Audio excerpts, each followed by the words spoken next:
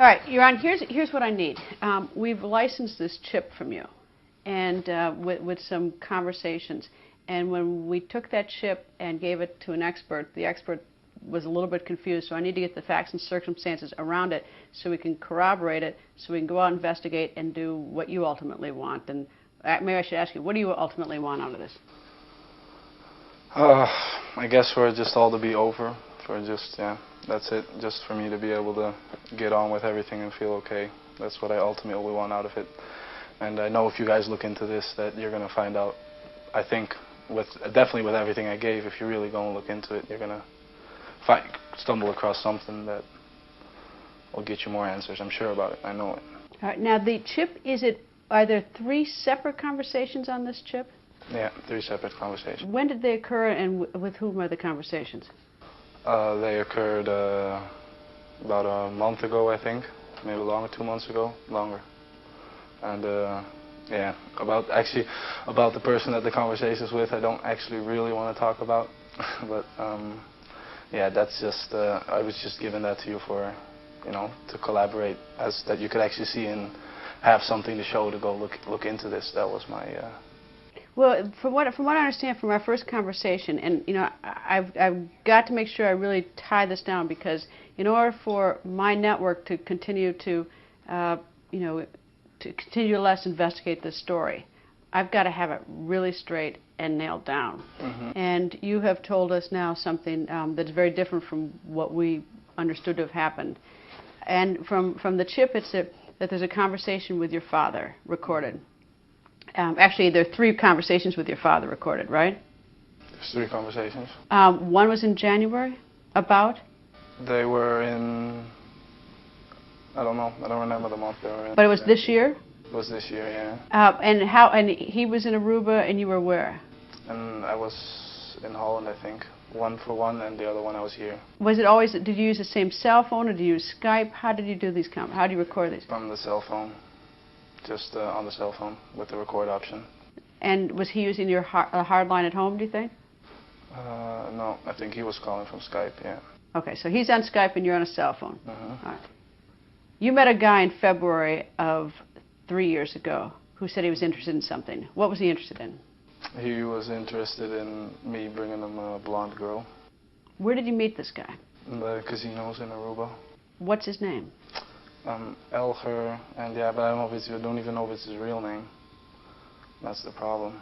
I don't even know if it's his real name. I wasn't worried about that at the time. It was just more like a casino, going, having fun there, and he's one of the persons I saw there. I didn't hang out with him. I didn't do anything with him. Did you only see him one time in February?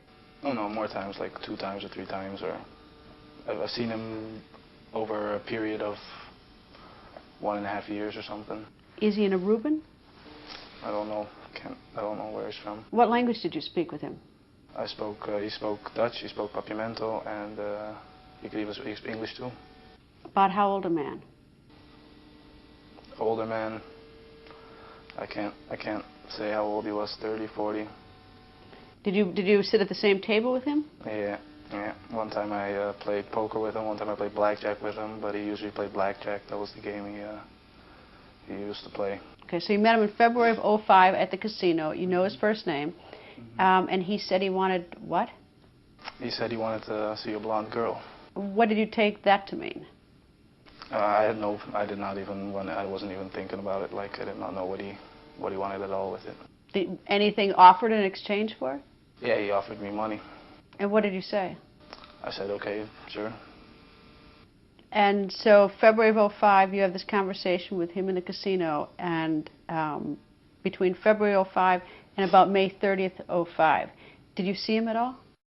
Yeah, before that. He was telling me, like, he was just acting like a high roller in there, and spending money like was nothing on blackjack, and then he was always talking about going out, going stuff. I know he goes from Venezuela to Aruba, I know that. That's what he was telling me, at least. And, yeah. Did he ever say what he wanted a blonde girl for? No. Did you have any sort of guess what it was? I mean, was it sort of the code, you know, you speak in code, you sort of knew what he wanted? No, I wasn't really occupied with that at all.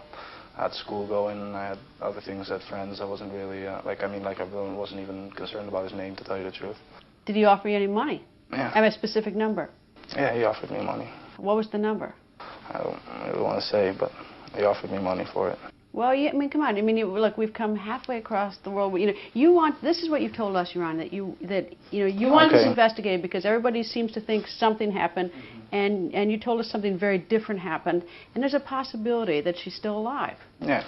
So I need to be able to get this information out of you, so that I can, get my company to continue to finance, because it's going to take us to Venezuela to find this guy. We got to look for him there. That's what I want. I know that's why you contacted me. At least that's what you told me, is that you want that. If I get that information, we can track it down. Yeah.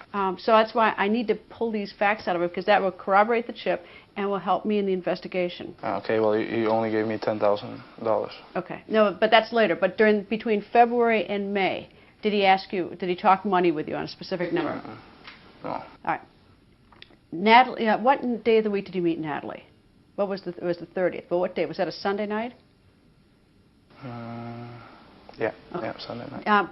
In the days prior to that Sunday night, did you have any conversation with this man? A week before, I think. Yeah, a little before. A couple of days before. 5 days before. At a casino? Mm-hmm. Did you have his phone number? Did not have his phone number. It's only at the casino where I saw him. That's the only place I ever saw him. All right. So what happened the day you met Natalee? Well, the day I met Natalee, I remembered what he said. And as I was leaving the casino to leave, I went by the Radisson Casino, and he was there.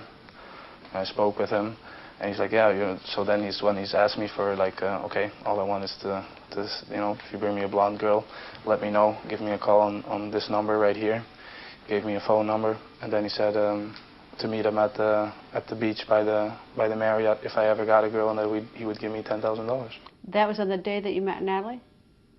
That was on the day or the day before. The day before. The day before you met Natalee? Yeah, or 2 days before. 2 days before. So the day you met Natalee, you met her at the Excelsior in the Holiday Inn in the afternoon. Or actually, you met her with a group of people. Mm-hmm. And about what time did you leave the Holiday Inn Excelsior on that afternoon? I don't remember exactly. In the afternoon sometime. When you left in the afternoon, had you made plans to meet with Natalee and her friends at Carlos and Charlie's? Yeah, she had asked me to go out and meet her and her friends there. Was it your intention at that time to contact the man who wanted to buy a white woman? No, but I had it in the back of my mind, yeah. Right. So you left the Holiday Inn, and then where did you go? Then first I went to the Radisson. And talked to him? Yeah, and I played a little poker there. And then I went to, and I called a friend of mine who didn't pick up his phone. And then I called other friends of mine, asked them if they wanted to go out, and yeah. And the other friends were? Were Deepak and Satish. All right, so you went from the Radisson to home first? Mm-hmm. How did you get home? What do you mean home? You went from the Holiday Inn at the Excelsior to the Radisson. Mm-hmm. Then you went home, which is where Deepak picked you up. Then I called my dad, and he picked me up at the McDonald's. But that was from the Holiday Inn, or from the Radisson? Yeah, I went from Holiday Inn. I was only there like 20 minutes. Not so even. About what time would that be? It was at the evening. Okay. Evening. You go home, and what do you do when you get home? Took a shower, went on the internet, and I wasn't even sure if I still wanted to go out or not, because I actually had school the next day. And then, then Deepak called me like, okay, we're gonna come with you. We're ready, on my way now, because I knew Charlie's closed at 12 o'clock too that night. So it was like 11 o'clock when we went. And yeah, and the rest of the story is just like we told it, except for the end of it. Up next, Joran takes you minute by minute through his shocking story. Did he carry through his alleged plan to sell Natalee? You will hear the horrifying details of what Joran now says happened to Natalee that night. Plus, did Deepak and Satish Kalpo know about Joran's alleged plot to